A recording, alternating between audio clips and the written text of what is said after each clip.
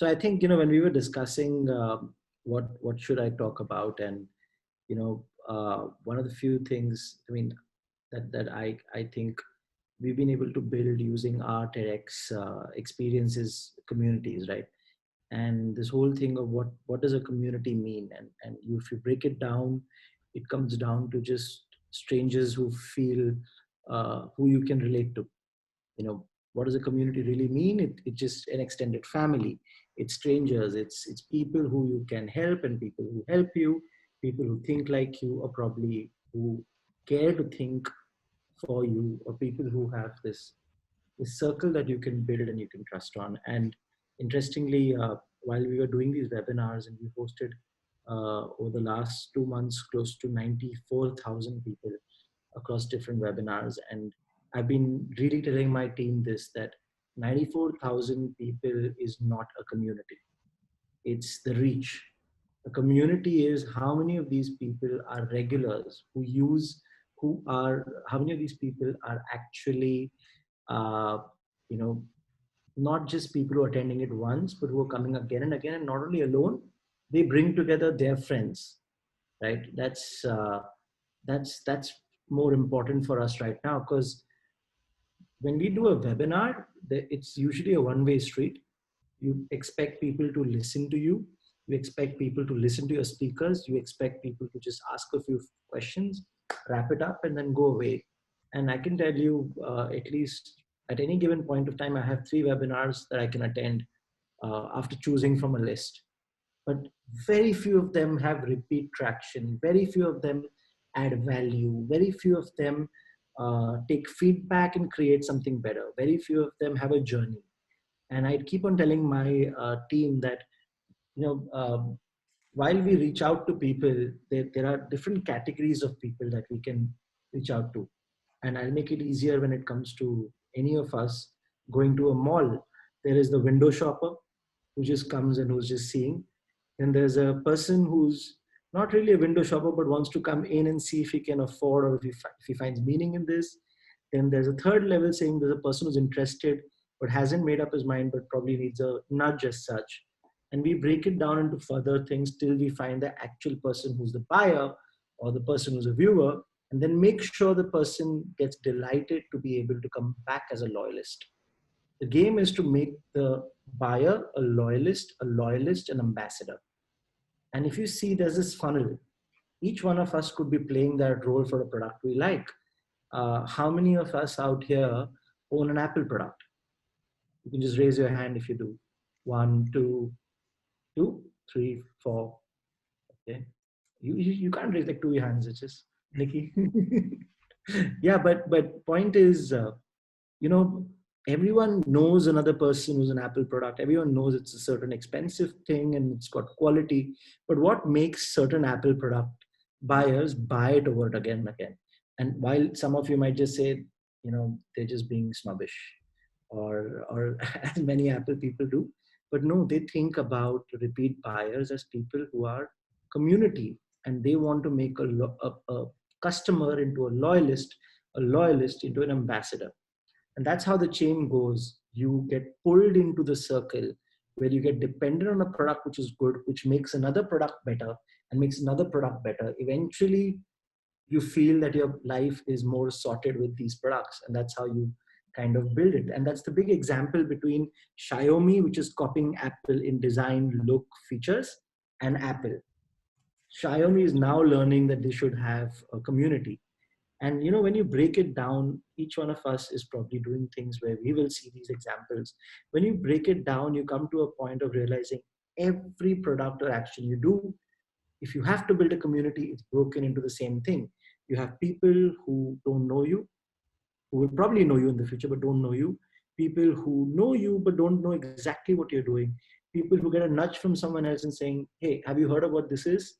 And then there are people who know you, but they want to take an action towards you. And then there are people who are determined to take an action. Then there are people who have taken an action. So if you if you break this down into actions, each one of us can relate to a product that we are probably bystanders and watching. Maybe an Apple product.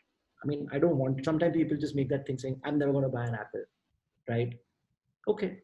but you know, you've seen the product, you know why it is different. Or there is someone who says, I've bought it one. Yeah, Nikki, you're right. Xiaomi is China's Apple. The MI brand, as they would say, it's huge. It's probably the only company I feel that will be able to successfully take on Apple in all its segments and many more. But once you have any of these companies building communities, you know what happens? In the end of the road, if you have customers who become loyalists, and if you focus on loyalists, become ambassadors, you can sell them anything. I mean it. Look at Apple. Their sales don't drop if the design is still the same. I can show you 4 of the same designs as the same. It's because the community is built with more loyalists who pull in other people. And it's a flywheel, it's a complete flywheel. And a lot of people say that, oh, I want to build a community, but they don't understand there's a science to it, there's a logic, there's a certain plan to it, that you must not just see your sales as sales. You must find out the 2% that are regular buyers. You must find out the 10% that are on the nudge of being regular buyers, and you must nudge them or include them. So you won't believe it. Out of the 94,000 people, there are 60 of them, only 60, who have attended almost 17 of our webinars regularly. It's such a small number, right? And the 94,000 could be repeats too, but 60 unique people attended our webinar from the day it started, all of these. Okay. And there are close to 900 people who have been attending the last 5 of them.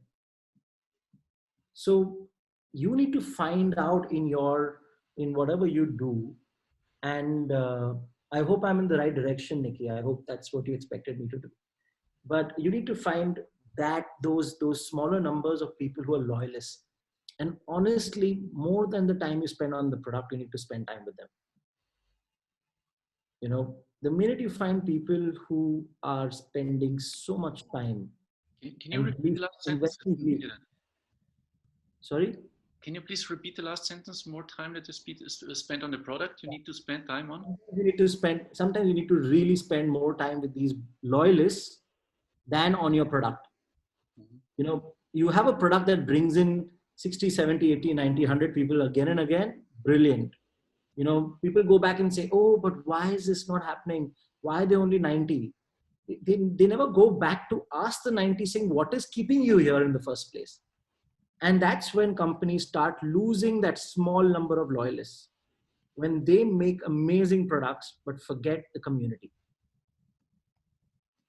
And I can tell you this firsthand on multiple brands that have aced not creating a great app, not looking at behavioral science, but just gone out there and heard back from the community saying, why do you keep on investing your time with us? As we go further, this lockdown, everything around us is just going to make us value our time more. And if each one of us values our time, let's say a certain level, let's say I value my time a month as $1 million, you value it as $1 million. Each one of these guys has a collective value that not many people are harvesting.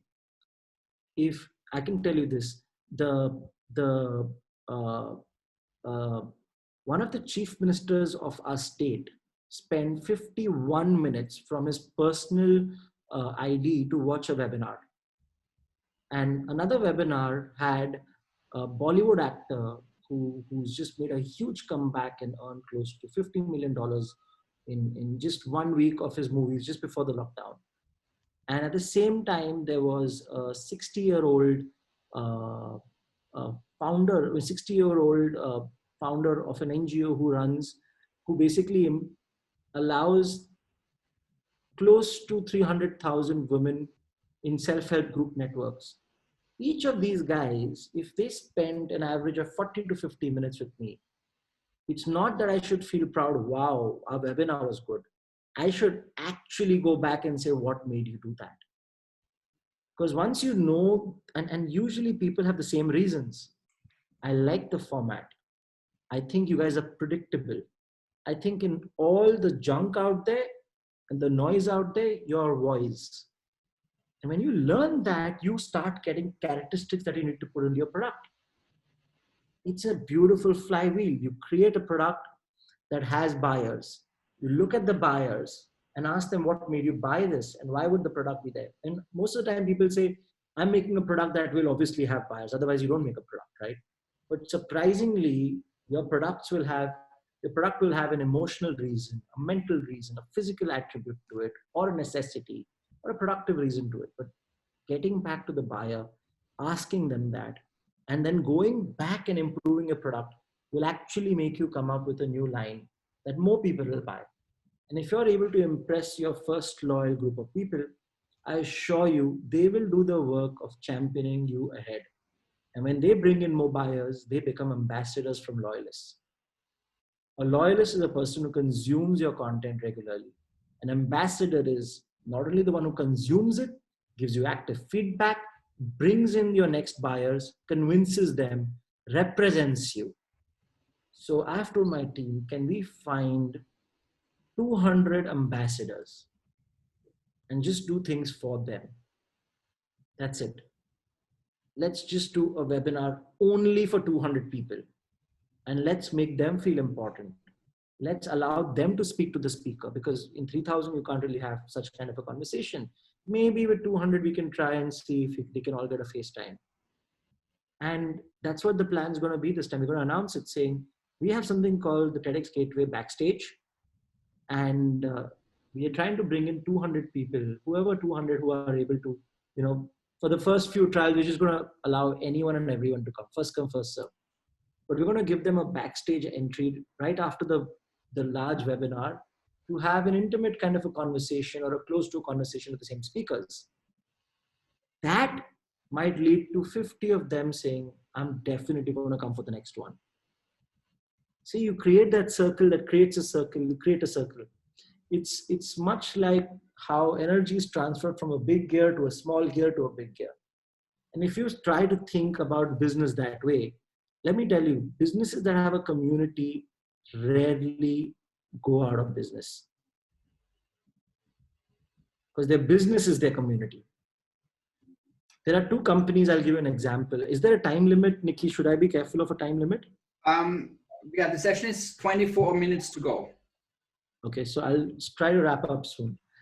There are two companies I'll give you an example of. There's a company called Asian Paints. Massive, I think probably $10-20 billion company. It manufactures and retails paints, house paints, office paints, industrial paints, all kinds of it. And then there is a company called Swiggy. It's much like DoorDash. Have you heard of DoorDash or Uber Eats? So Swiggy is a company that's also worth probably $10 billion. It grew to $10 billion in less than 5 years, whereas Asian Paint must be at least 40 or 50 years old. The thing about Asian Paints is, in a lockdown mode, it was one of the few companies that gave an increase in the salary for its customers, for its employees, for its vendors, distributors, and it did not fire a single person. It said, in a time of need, we will give you what you need because we are hearing you. Whereas Swiggy, at almost the same valuation, does not make any profit. Okay, it's that cash burn system, as these entrepreneurs call it. They have GMV and they have DAUs. All these complications lead to a minus number that says for every $100 million it earns, it spends $250 million or $350 million. Can I tell you what they did? The first step, they said, our CEOs will take a salary cut. The second step, they said, our management will take a salary cut. The third step, they said, our core employees will take a salary cut. The fourth step, they said, all the delivery boys can opt to give their salaries to charity. And I was like, you're making the pyramid, the lowest part of the pyramid, saying you can give your money away to charity when they're not earning enough, whereas you guys are taking a cut.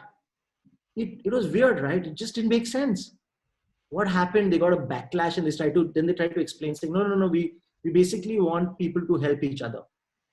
And the management is helping by giving away a part of their salary. So everyone else also should.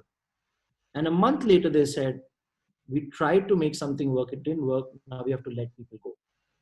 They just dropped 20% of their workforce in the last 2 weeks. And it's not the management that can afford to stay in a plush house. It's people who took a loan by keeping maybe the jewelry that they value at home, or maybe by keeping something else on a loan. And they took a loan to buy a bike to be a Swiggy driver. Much like what Uber is doing, they slashed a large part of their employees, but not where it matters the most, but where they think it didn't matter the most. It was actually these drivers who were loyal to Swiggy. It was these drivers who were loyal to Uber that they slashed jobs with. Tomorrow, when they go to hire again, the large number of people are going to say, no, you might just fire me again. Whereas the top management stays safe. In fact, the top management should have given their salaries to save as many people as the bottom guys. This is because they were disconnected from their first loyal customer or believer, their own delivery boys. Whereas Asian Paint went to the last person in the line and said, I know you don't earn a lot, but I know you've been loyal to me. How can I protect you?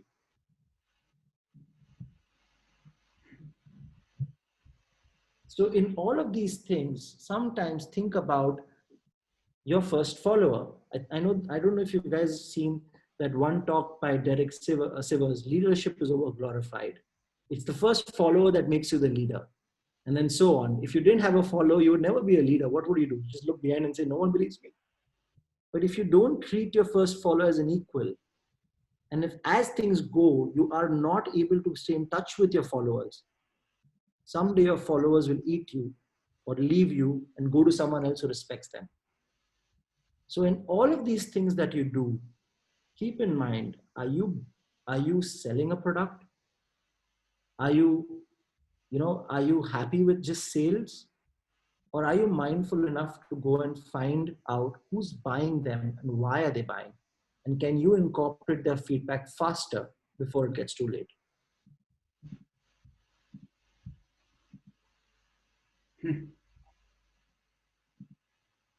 I hope that made sense. This is not scripted. I just made it up because of whatever we've been learning.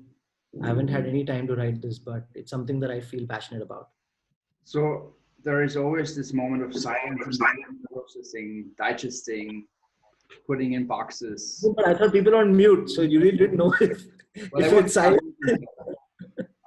I guess. Have you muted yourself or did you mute them? I guess everyone's muted themselves. So what are your thoughts? What are your questions? What would you like to challenge Yash on? I mean, I don't know. I don't want to challenge you. I was just, I completely agree. I mean, running as a movement makes a lot of sense, and it's kind of like long-term thinking instead of like just a short-term profit in a day-by-day perspective. That makes a lot of sense. And actually, this crisis is kind of like a test on who's who, so to speak, and it's really interesting to see who's the good guys and who's the bad guys, actually. But I completely agree. I mean, what I'm doing is exactly the same. I mean, creating the sense of community and the sense of belonging is kind of like core in whatever you're doing. If it's a webinar or a company or whatever, selling a service, I guess that's a key driver. A sense of community, that's a great starting point. So that's just my comment. Yeah. Well, very few people start with the intention of making community-led products, but it probably, it's a brave thing to do because you don't know what to make till you don't know what your community is. Airbnb was probably early enough to understand that it needs to have a loyal community. And really, loyalty does not really happen because you give them a product. It also happens sometimes because you make a good product, you make mistakes, and the community says, oh, you're making this mistake. Loyalty actually is built as a relation over time. Think of it. Airbnb launched something that probably I would I would have some years ago said is stupid. Online experiences, like get a sheep in your Zoom call. How many of you tried that or heard about it? Did you hear about? Yeah, they said rent a sheep to be entertaining you and your friends in a Zoom call. They had buyers. Yeah. It's because it knows probably that's what the community wanted. It wouldn't put up something so funny unless they knew there was a demand and market for it. And it's so easy, right? How many of us out here have started business and gone to our families to first ask, how do you think will this work? The validation happens there, right? But Airbnb started templatizing communities. So when the time came in and something was hit and the communities were hit, they went and said, what can we do? If the majority of the community said, do this, they did that. Because they had people in the community who would then drive this forward. If I can comment a thing, I mean, I think two things. I mean, you have to start out in the right way. You have to be authentic, and you have to have integrity. So the thing is, if you start out with another intention and then figure out, hey, I have to be authentic and have integrity, it's kind of like it doesn't work. So you only have, in my opinion, you only have one shot as a company. So you kind of create your DNA, and you're just stuck to that DNA. So it's kind of like, I mean, the term we-washing. So there's a lot of so-called sharing economy services where they claim they are community-driven, but actually it's just bullshit. It's just marketing. And the thing is, if you're not authentic and if you don't have any kind of integrity besides earning money, then it doesn't work. And I think that's, in my opinion, it's like the best investment you can do is to have integrity. And I mean, if whatever you're thinking of and whatever you're doing, if nobody wants to follow you, it's like, well, bad luck. But that is the starting point. At least that's. I mean, we're very focused on integrity. That's kind of like core. And authenticity are very good points, but when you have to build a team, it's very difficult to teach these 2 points.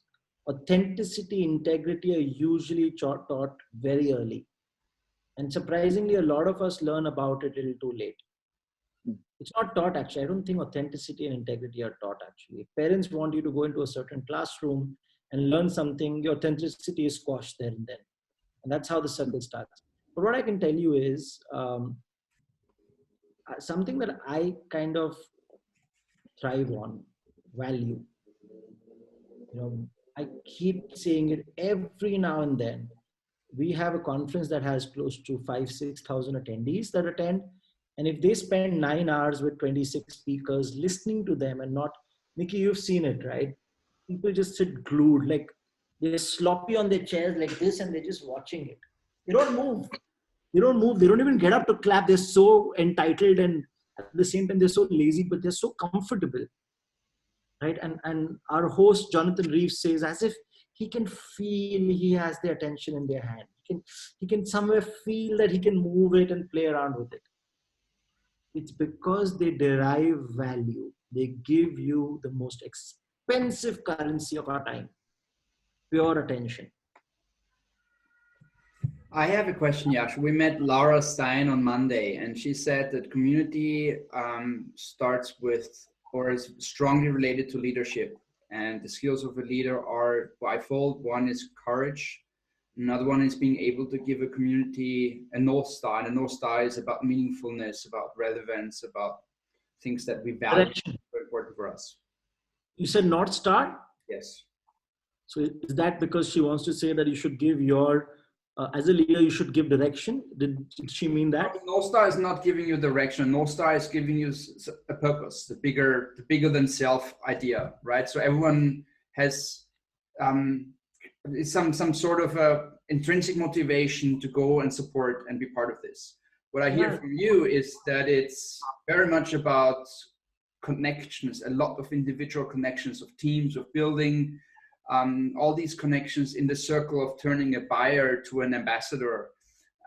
That becomes, because an ambassador basically means that he is another connection builder for you, right? The buyer loyal buyer or the curious person who's a buyer, it's just for himself. But once he's ambassador, he becomes one of your connection builders. So it's a different approach. Like I must have told at least 100 people about Moonshot Pirates, and I'm an ambassador in the making for them. But I think the idea is so good, and I know the people. So I think I put the attributes of the people to the idea, and that's what I like it. So I become like an ambassador, hidden ambassador, but it's something that I honestly do not feel I'm taking an effort to do or I'm getting paid to do. I feel for it, right?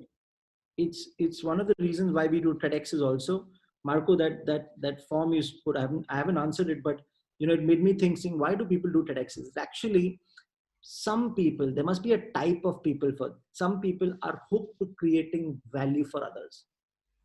They're just born to create value for others. And that is, I don't think it's selfish. It's selfless. It is selfish, but you somehow are finding value for yourself because you're creating value for others. And that circle, again, no science to prove it. It's just something I'm coming from my thing that, you know, even if it takes 50,000 things to build a conference like TEDxGateway, and on the, like 10 minutes before the conference, I just said, this is my last. I'm not doing this again. And 10 minutes after the conference, you know, people are messaging you saying, wow, amazing. I was waiting forward to this. It took me a year. I bought 10 people from Punjab to come for this. We booked a charter and all of us came to TED. I was like, people took so much effort for this. It's like 5 steps of yours, which might be very difficult for you. If you build a community, give them value, they will each take 5 steps for you. And you know what? It's going to be purely reflecting on your brand, not just their efforts, because they feel they're a part of the brand. That's why they take those efforts. So maybe, yes, the sense of purpose is there, but forget a brand. How can you as an individual, Nikki, Peter, Evelyn, Marcus, Marco, and Martin, how can you as an individual even take time off today to probably call up one person and do something valuable for them and tell them, pass it on? There's no brand. You're not going to get anything out of it. But what you will get is you just have to call up the person. You know, you just have to call up the person and say, I know it's irrelevant, but you're a friend of mine and I never asked you this, saying, what can I do to make you happy? Or maybe sometimes, you know, happy is one word. I try to say happier. You know, like everyone's happy, but how do you make someone happier in today's world of instant gratification is important. But just make that call to someone and say, what can I do to make you happy? Yash, I'm intrigued. I've been thinking a lot about what you've been saying about building a community. So in the UK, we have 8 million kids who are on the school roll. And in the UK, state education is free from the age of 3 until 18. Because of lockdown, hardly any schools are open. In fact, you could have effectively assumed that all the schools are closed. But all the schools are still doing online lessons. So they're free. Less than 20% of the kids who are in school communities, because schools call themselves communities, less than 20% are accessing the online materials, which schools are saying they're creating for their learning communities. So I think what you have shown is that the word community is given in terms of, yeah, sure, there are 1,000 kids in my school community, but they're not actually a community which includes any of the people in the school leadership. They're probably a community amongst themselves, and they have their own friendship groups and their own networks, but the school is excluded from that. Otherwise, surely the school teachers who are being paid by the state to deliver lessons for their kids free, and in some cases the kids are even being given iPads and tech free to be able to access it, and they're not using it. So I think what you have demonstrated is that the community is not a community which is in the way which you've described it, but it's like an enforced collection of people, and that Number. collection is called a community, which it isn't. I was really intrigued by that, and I'd love to know your thinking on how schools should crack it, because Nikki, Marco, and I, and Annette have been talking about whether it's an if. It's not an if it's going to shake up. It's just a when. Yeah. You know that saying, right? Don't teach a man how, don't fish for a man, teach him how to fish. And then there's another saying that I heard, which, we are trying to build an experts network. And the first line I tell someone who I know is going to be very difficult to convince is, we played on them saying, it's amazing how you've learned so much. Should you consider sharing it? And the person just looks and says, okay. Like, because when you learn, you're a star. And when you teach, you're a constellation.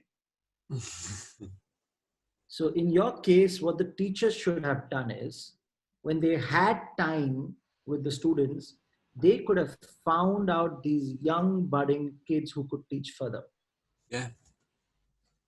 Not just the monitor, the most disciplined, but some kids have a knack of teaching. They have a knack of imitating the teacher. And they could have gone to them and said, teach and show me. That was a punishment in our school. If you do something wrong, the teacher says, teach the next chapter. And everyone would fear it. And they would be like, if I have to teach it, I might as well read it.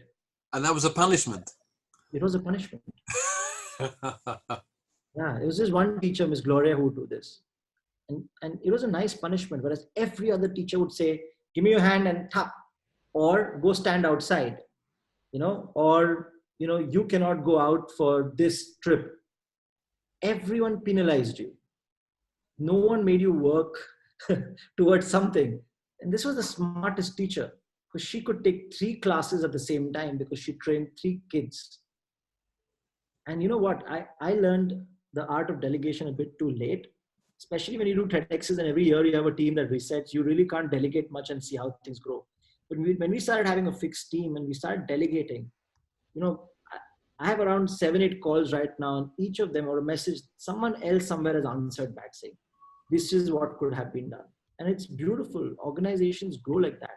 So in your case, before the lockdown or after the lockdown, what teachers, if there was a system where the leader or the principal encouraged the teacher to actually believe and trust the students, they would have then had a chain that would come back with feedback saying, this is what would be better if kids want to learn. And that would have made a more immersive product, rather than saying, we just took books online and we're asking the kids to pay attention. No. In our country, in a lot of countries, so I've been to India, but I've never been to an Indian school. That would be seen as a sign of weakness of the teacher being in charge. And so I found that the major hurdle, the overcome in that, are the teachers themselves not wishing in any way to give away to the students the fact that they don't know it all, or that actually some of the students might be better or equal. What's happening in India right now with online learning? Is that working well? I don't think so. I mean, we are very early where we see, oh my God, 20, 30, 40 million people tune into, various classes. But you see very young students actually hungry to learn. While some of them are forced to use, 20% probably 20% of students across our country have a digital screen in front of them. Okay, let's look at that as a reality. So that's the sad part. They're not really getting learning, but when they really want to learn, they go to the village TV screen and they sit and learn. It's Atmanirbhar, as the Prime Minister says, self-reliant. And that's 90% of how the country works. It believes in itself and just goes there. But if you now flip it and see how things are changing, even on the digital end, maybe kids can now avoid that teacher that they did not learn from to go online and learn from a teacher who's far off. Yeah. So that itself as like digital education on scale or reach as a newfound, like this whole newfound box of wonder is amazing, right? I wish like sometimes when I see these kids learning from 3D models, I just wish that if I had someone who taught me like that, I would be in a better place with as an engineer, or I would have really wanted to follow being a doctor. But it's just that the teacher matters and the method matters so much in a 2D environment that if the teacher is not good, the method's not good, you fall out.